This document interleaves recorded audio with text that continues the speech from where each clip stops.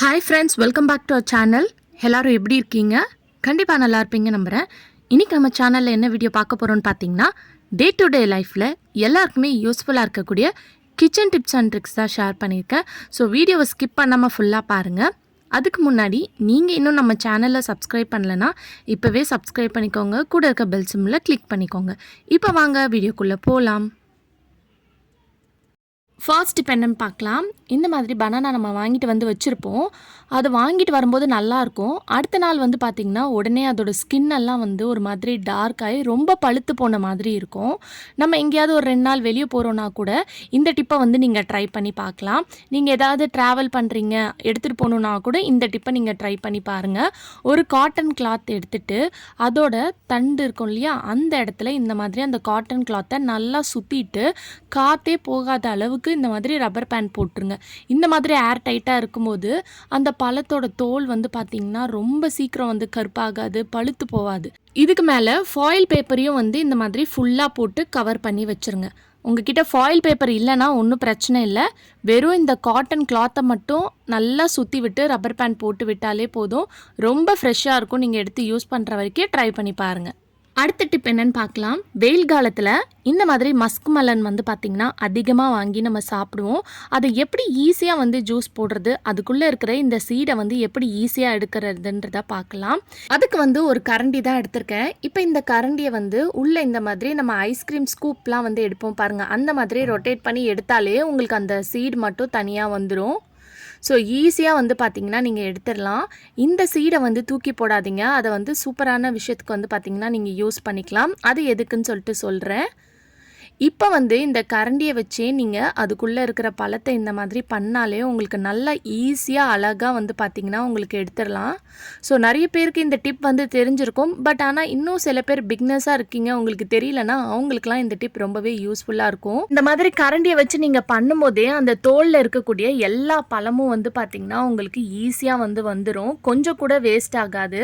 நீங்கள் கத்தி வச்சுலாம் நீங்கள் எடுத்து கட் பண்ணிவிட்டு ரிமூவ் பண்ணணுன்ற அவசியம் கிடையாது. இந்த மாதிரி ட்ரை பண்ணி பாருங்கள். ஈஸியாக வந்து பார்த்திங்கன்னா நம்ம ஐஸ்கிரீம்லாம் வந்து ஸ்கூப் எடுப்போம் பாருங்கள், அந்த மாதிரி உங்களுக்கு வந்துடும். ஸோ இதனால் உங்களுக்கு எந்த ஒரு பழமும் வந்து பார்த்திங்கன்னா வேஸ்ட் ஆகாது. அந்த தோலில் இருக்கக்கூடிய எல்லா பழமும் வந்து பார்த்திங்கன்னா ஈஸியாக உங்களுக்கு வந்துடும். இப்போ பாருங்கள், அந்த தோலில் எந்த ஒரு பழமும் இல்லை, எல்லாம் நம்ம ஜூஸ் போட்டு எடுத்துட்டோம். இப்போ நம்ம அந்த சீடு மட்டும் தனியாக எடுத்து வச்சுருந்தோம் இல்லையா, அதில் வந்து பார்த்திங்கன்னா எந்த அளவுக்கு ஜூஸ் இருக்குதுன்னு சொல்லிட்டு பாருங்கள். இதை வந்து நம்ம வேஸ்ட் பண்ணக்கூடாது. ஸோ இந்த மாதிரி ஒரு வடிகட்டி எடுத்துக்கோங்க. அதில் வந்து அந்த சீடு மொத்தத்தையும் போட்டுட்டு இந்த மாதிரி ஒரு கிளாஸை வச்சு நல்லா இந்த மாதிரி ப்ரெஸ் பண்ணி விடுங்க. இந்த மாதிரி பண்ணும்போது அதில் இருக்கக்கூடிய ஜூஸ் எல்லாம் வந்து அந்த ஃபில்டர் வழியாக வந்து பார்த்திங்கன்னா கீழே உங்களுக்கு வந்துடும். ஸோ இந்த சீடில் இருக்கக்கூடிய ஜூஸ் கூட உங்களுக்கு வந்து பார்த்திங்கன்னா வேஸ்ட் ஆகாமல் நம்ம எடுத்துக்கலாம். இப்போ இந்த சீடு மட்டும் வந்து பார்த்திங்கன்னா நம்மளுக்கு தனியாக வந்து கிடச்சிரும். இப்போ இந்த சீடை வந்து தூக்கி போடாதீங்க. இதை வந்து நல்லா தண்ணி ஊற்றி வாஷ் பண்ணி வெயிலில் காய வச்சுருங்க. நல்லா காஞ்சதுக்கப்புறம் ஒரு ஏர் டைட் கண்டெய்னரில் போட்டு ஸ்டோர் பண்ணி வச்சுக்கோங்க. இதை வந்து நம்ம மசாலா வகையான குழம்பு வைப்போம் இல்லையா, சிக்கன், குருமா, மட்டன், அந்த குழம்புல முந்திரி, தேங்காய்க்கு பதிலாக இதை வந்து நீங்கள் அரைச்சி போட்டு யூஸ் பண்ணி பாருங்கள். நல்லா சூப்பராக டேஸ்ட்டாக இருக்கும். ட்ரை பண்ணி பாருங்கள்.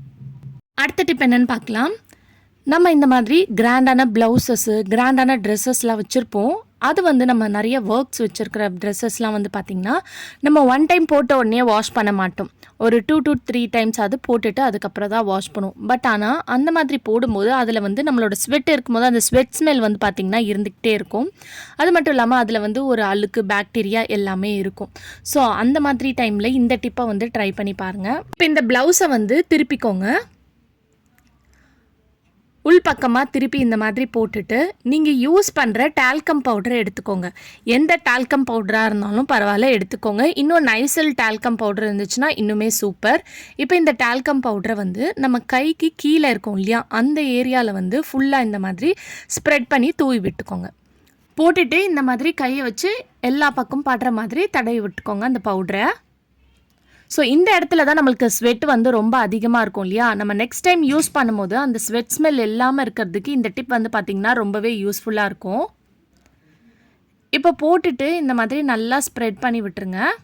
ஸோ இந்த மாதிரி போட்டதுக்கப்புறம் முன்னாடி பக்கமும் வேணும்னா நீங்கள் பவுடர் வந்து போட்டுக்கலாம். போட்டுட்டு அதை வந்து நல்லா தடவி விட்டுருங்க. ஸோ இந்த மாதிரி பண்ணும்போது நீங்கள் நெக்ஸ்ட் டைம் எடுத்து யூஸ் பண்ணும்போது வந்து பார்த்திங்கன்னா உங்களுக்கு நல்ல ஒரு ஃப்ரெஷ்ஷாக இருக்கும், உங்களுக்கு ஃபீல் ஆகும். இப்போ வந்து பவுடர் நல்லா போட்டதுக்கப்புறம் ப்ளவுஸை வந்து நான் திருப்பிக்கிறேன். இந்த மாதிரி திருப்பி அரேஞ்ச் பண்ணிக்கோங்க. இதை அரேஞ்ச் பண்ணதுக்கப்புறம் இப்போது நம்ம பவுட்ரு போட்ட இடத்துல அயன் பாக்ஸ் வச்சு லைட்டாக இந்த மாதிரி நல்லா அயன் வந்து பண்ணிவிடுங்க. ஸோ இந்த மாதிரி பண்ணும்போது நம்ம அங்கே ஏதாவது பாக்டீரியா இருந்தாலும் வந்து பார்த்திங்கன்னா உங்களுக்கு ரிமூவ் ஆயிரும். அதே சமயத்தில் அந்த ஸ்வெட் ஸ்மெல்லும் வந்து பார்த்திங்கன்னா உங்களுக்கு ரிமூவ் ஆயிரும்.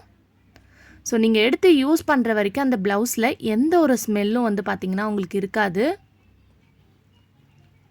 இது வந்து நீங்கள் ப்ளவுஸ்க்கு மட்டும் இல்லாமல் நம்ம கிராண்டாக யூஸ் பண்ணுற சல்வார், சுடி எல்லாத்துக்குமே இந்த டிப்பை வந்து நீங்கள் யூஸ் பண்ணிக்கலாம். ட்ரை பண்ணி பாருங்கள். அடுத்த டிப் என்னென்னு பார்த்தீங்கன்னா, நம்ம ஃப்ரீசர் பாக்ஸில் அப்பப்போ இந்த மாதிரி ஐஸ் வந்து கட்டிக்கும். அதை வந்து கட்டிக்காமல் எப்படி தடுக்கலாம், எப்படி மெயின்டைன் பண்ணலாம் அப்படின்ற ஒரு டிப்பை தான் நம்ம பார்க்க போகிறோம். அதுக்கு வந்து இந்த மாதிரி திக்கான காட்டன் கிளாத் பார்த்து எடுத்துக்கோங்க. அதை வந்து 4ஆக வந்து மடிச்சுட்டு கொஞ்சமாக உப்பை வந்து இந்த மாதிரி நல்லா தூவி விட்டுக்கோங்க. இப்போ இந்த உப்பை தூவி விட்ட டவலை எடுத்துகிட்டு போய் உங்கள் ஃப்ரீசர் பாக்ஸில் ஐஸ் கட்டி இருக்கும் இல்லையா, அது மேலே இந்த மாதிரி தடவி விடுங்க. எப்பவுமே உங்கள் ஃப்ரீசர் பாக்ஸில் வந்து அதிகமாக ஐஸ் கட்டியிருக்குன்னா மட்டும் அந்த டீஃப்ரோஸ்ட்ன்ற அந்த பட்டனை வந்து யூஸ் பண்ணுங்கள். இல்லைனா இந்த டிப்பை வந்து ட்ரை பண்ணுங்க. அதுக்கு முன்னாடி நீங்கள் எப்போவுமே வந்து ஃப்ரிட்ஜோட மெயின் சுவிட்சை வந்து ஆஃப் பண்ணிடுங்க. நீங்கள் டீஃப்ரோஸ்ட் பட்டனை வந்து ப்ரெஸ் பண்ணிங்கன்னா அது ரொம்ப நேரம் வந்து பார்த்திங்கன்னா போயிட்டே இருக்கும். அது மட்டும் இல்லாமல் தண்ணி எல்லாம் ஒளிவி வந்து உங்களுக்கு தரையெல்லாம் வந்து வந்துடும். இந்த மாதிரி நீங்கள் பண்ணும்போது ஈஸியாக வந்து நீங்கள் வந்து க்ளீன் பண்ணி எடுத்துடலாம். தண்ணி வந்து பார்த்திங்கன்னா உங்களுக்கு ஃப்ரிட்ஜுக்கு வெளியே வந்து வராது. ஸோ வந்து ஃப்ரிட்ஜோட மெயின் சுவிட்சை வந்து ஆஃப் பண்ணிவிட்டு ஒரு டவலில் கொஞ்சமாக உப்பு போட்டுட்டு அந்த ஐஸ் க்யூப்ஸ் எங்கெல்லாம் கட்டியிருக்கோ நல்லா வந்து தேய்ச்சி விடுங்க. ரொம்ப ஹார்ஷாக வந்து பண்ணக்கூடாது. லைட்டாக இந்த மாதிரி தேய்ச்சி விடும்போது அந்த உப்பு வந்து ஐஸ் கட்டி கரையிறதுக்கு வந்து பார்த்திங்கன்னா ஈஸியாக வந்து உங்களுக்கு கரைஞ்சிரும். ஒரு 10 to 15 நிமிஷம் அப்படியே நீங்கள் விட்டிங்கன்னா ஐஸ் கட்டி ஈஸியாக உங்களுக்கு கரைஞ்சிரும். அதுக்கப்புறம் அதை எடுத்து நீங்கள் தூக்கி போட்டுடலாம் ஈஸியாக. இதுக்கு பதிலாக நிறைய பேர் கரண்டிலாம் வச்சு யூஸ் பண்ணுவாங்க. அந்த மாதிரி பண்ணவே பண்ணாதீங்க. அதுக்கப்புறம் உங்கள் ஃப்ரீசர் பாக்ஸ் வந்து பார்த்திங்கன்னா உங்களுக்கு செலவிச்சிரும். ஸோ அந்த மாதிரி பண்ணாமல் இந்த டிப்பை வந்து ட்ரை பண்ணி பாருங்கள். நீங்கள் டீஃப்ரோஸ்ட் மோட் கூட போட தேவையில்லை. இந்த டிப் ட்ரை பண்ணிங்கன்னா ஈஸியாக வந்து நீங்கள் ஐஸ் கட்டியை வந்து பார்த்திங்கன்னா கரைச்சி எடுத்துடலாம். அதுக்கப்புறமா அந்த டவலில் கொஞ்சமாக வினிகர் ஊற்றிட்டு அந்த வினிகரை வச்சு ஃப்ரீசர் பாக்ஸை நல்லா தொடச்சி விட்டால் அந்த ஃப்ரீசர் பாக்ஸ் வந்து நல்லா க்ளீன் ஆயிரும். நீங்கள் எந்த ஒரு சொல்யூஷனும் போட்டு க்ளீன் பண்ணணும் அவசியம் கிடையாது. அதே மாதிரி அந்த ஃப்ரீசர் பாக்ஸில் நம்ம ஏதாவது நான்வெஜ் வச்சுருந்தோம் அதோட ஸ்மெல் இருந்தாலும் வந்து பார்த்திங்கன்னா உங்களுக்கு ரிமூவ் பண்ணி கொடுத்துரும். இதை வந்து நம்ம எப்படி மெயின்டைன் பண்ணுறதுன்னு பார்க்கலாம். அதுக்கு வந்து ஒரு கிளாத் எடுத்திருக்கேன், காட்டன் கிளாத்து. அதில் வந்து கொஞ்சமாக உப்பு எடுத்துக்கோங்க. இதை வந்து ஒரு மூட்டை மாதிரி கட்டிக்கோங்க. இதை ஒரு பாக்ஸில் போட்டு உங்கள் ஃப்ரீசர் பாக்ஸில் வந்து ஒரு ஓரமாக வந்து இந்த மாதிரி வச்சுருங்க. நம்மளால் அப்பப்போ வந்து உப்பு போட்டு தூவி நம்மளால் க்ளீன் பண்ண முடியாது. ஸோ இந்த டிப்பை நீங்கள் ட்ரை பண்ணிவிட்டு வாங்க.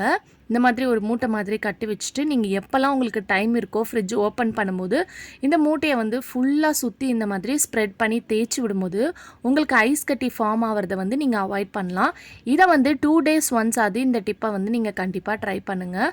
இந்த மாதிரி பண்ணும்போது ஐஸ் ஃபார்ம் ஆகிறத நீங்கள் அவாய்ட் பண்ணலாம். கண்டிப்பாக ட்ரை பண்ணி பாருங்கள்.